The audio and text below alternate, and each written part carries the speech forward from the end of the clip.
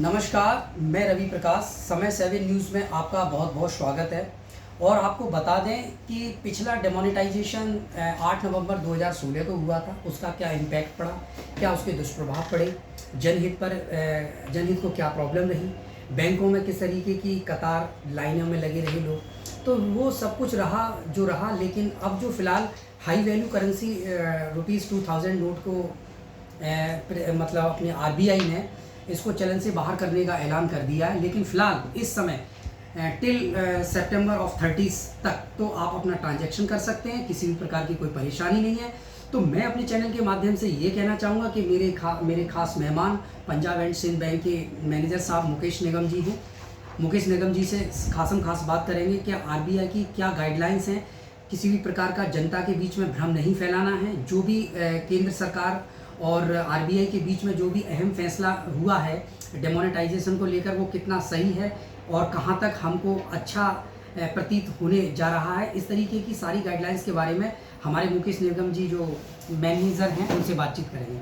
Sir बहुत बहुत स्वागत है समय 7 न्यूज़ में आपका। सर मैं पंजाब सिंध बैंक प्रबंधक टूंडला ब्रांच से मैं यही कहना चाहूँगा कि सरकार ने जो भी निर्णय लिया है सोच समझ कर लिया है, और रिजर्व बैंक ने स्पष्ट दिशा निर्देश जारी किए हैं कि किसी भी व्यक्ति को किसी भी तरह से इसमें भ्रम में नहीं रहना है, क्योंकि 2000 का नोट वो पूरी तरह से लीगल टेंडर है।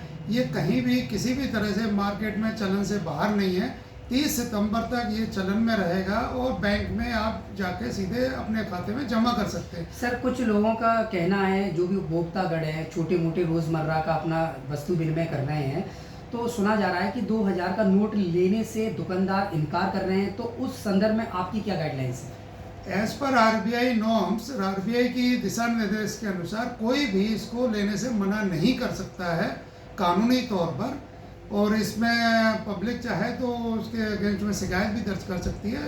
इसे लेना ही पड़ेगा पब्लिक में।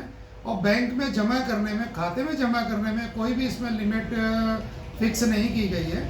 लेकिन 2000 जो चेंज करने की बात है वो एक बार में केवल 10 नोट बदल सकता है, मतलब 20,000 रुपये के नोट वो कोई भी किसी भी ब्रांच से बदल सकता है। इसमें किसी को कोई भी किसी तरह की रुकावट नहीं है। जैसा कि आज न्यूज़पेपर में इस तरीके का खुलासा किया गया है कि 20,000 के जो अप टू लिमिट 20,000 रुपये है, इसमें पहले एक फॉर्म भरा जाता था, लेकिन अब फॉर्म नहीं भरा जाएगा। अब ऐसा कोई फॉर्मेलिटी नहीं है जी, है ना। आप कहीं भी किसी भी बैंक की ब्रांच से आप 2000 के नोट जो है 20,000 तक के बदल सकते हैं। सर 7 साल पहले तकरीबन 3,700 करोड़ रुपए के 10 के सिक्के थे, आपको मालूम होगा। हाँ जी। आप ब्रांच मैनेजर हैं, और काफ़ी मतलब बोरियों के भंडार लगे हुए थे सिक्कों के, लोग लेने से भी मना करते थे।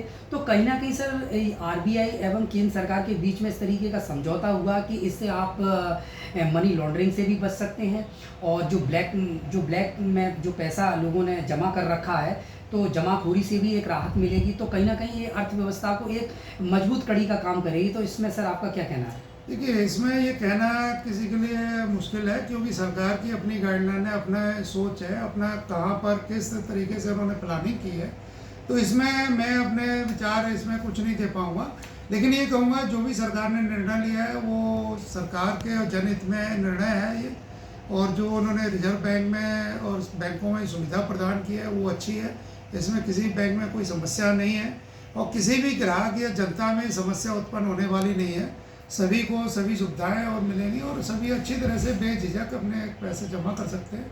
किसी को किसी तरह से डरने की बात नहीं है, ना ही उसे ये डरने की बात है कि उसका पैसा कोई ब्लैक मनी का है क्या है। वो बैंक में जमा करे, अपना ट्रांजेक्शन करे। सर बताया जाता है कि कल से ही स्टार्ट होने जा रहा है, 23 मई से आप अपने एक्सचेंज कर सकते हैं या डिपॉजिट कर सकते हैं। तो सर एक्सचेंज में क्या ऐसा लगता है कि जो लोग जो 420 लोग हैं जो ब्लैक तरीके से अपना पैसे का वो एक्सचेंज करेंगे, तो उसके लिए सर क्या आपकी कोई निगरानी है? हाँ जी, सीसीटीवी कैमरेज लगे हुए हैं, और उसमें सरकार ने कहा है 90 दिन का बैकअप रखना है। 30 सितंबर तक का सारा बैकअप उसमें मेंटेन रहेगा। अगर जो भी एक्सचेंज करने वाले हैं 23 सितंबर तो 23 मई से जो फैसिलिटी दे रहे हैं वो एक्सचेंज की है। जमा करने के लिए कोई तारीख नहीं है, जमा तो आज भी कर सकते हैं, कभी भी कर सकते हैं।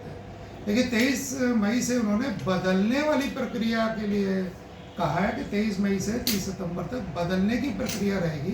जो कि 20,000 तक की लिमिट है, वो एक बार में 20,000 तक की बदल सकते हैं। सर मैं एक बात जानना चाहूँगा कि इस बैंक के आप बैंक मैनेजर हैं, कितने ऐसे कस्टमर्स हैं आपके, अगर संख्या में देखी जाए तो क्या आपको कितनी आशा लगती है कि कितने मतलब जो अपने अकाउंट होल्डर्स हैं, कितने पैसा आपके यहाँ डिपॉजिट हो सकता है संख्या ऑफ अकाउंट होल्डर्स के मुताबिक?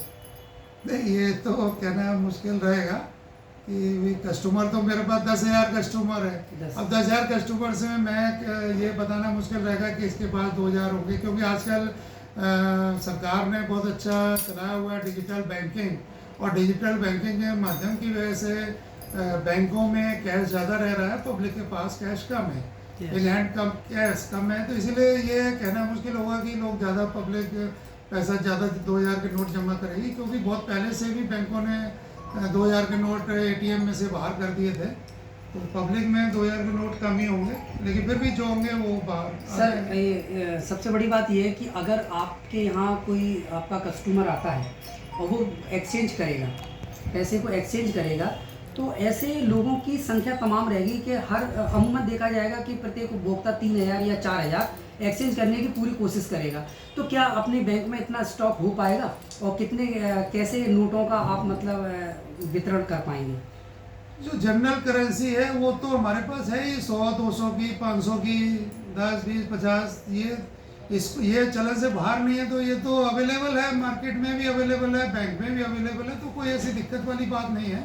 तो चूँकि 2,000 का चलन से बाहर होने जा रहा है, तो इसलिए इतनी बड़ी समस्या का विषय नहीं है कि इसमें कोई दिक्कत आएगी या पब्लिक को किसी तरह की परेशानी होगी। और बाकी सरकार ने बैंकों को अच्छे इंतजाम करके दिए हुए हैं। तो सर 7 साल पहले 3700 करोड़ रुपए के 10 रुपए के सिक्के, और पिछले 2022 की बात करें तो 5400 करोड़ रुपए के नए सिक्के निर्गत किए गए 10 रुपए के। और अगर आपको बता दें कि कुछ समय पहले, मतलब कुछ वर्ष पहले, आपके आरबीआई ने 600 करोड़ रुपए, 600 करोड़ 1 रुपए के सिक्के निर्गत किए। तो क्या आप एक्सचेंज में इस तरीके के सिक्कों का वितरण करेंगे? नहीं, हमारे पास अभी सिक्के ऐसे उपलब्ध नहीं है। अगर भविष्य में रिजर्व बैंक देती है तो वितरण भी कर पाएंगे, लेकिन अभी ऐसा नहीं है कि सिक्के इतने हों कि जो हमें वितरण करना पड़े। सिक्के की ऐसी कोई समस्या की बात नहीं है कि हम पब्लिक में सिक्के वितरण करने पड़े। देखिए, हमने यहाँ पर पंजाब एंड सिंध बैंक के जो मैनेजर साहब हैं मुकेश निगम जी, हमने उनसे खास बात की।